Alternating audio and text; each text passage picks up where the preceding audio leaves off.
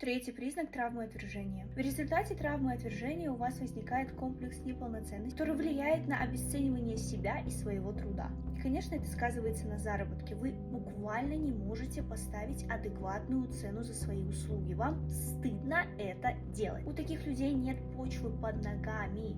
Они буквально не верят в себя.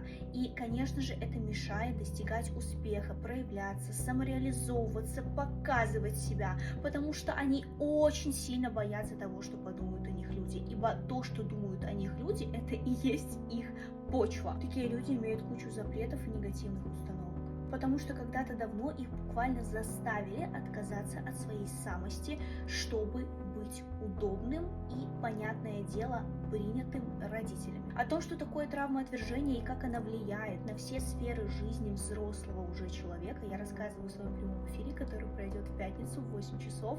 Вся подробная информация у меня в описании.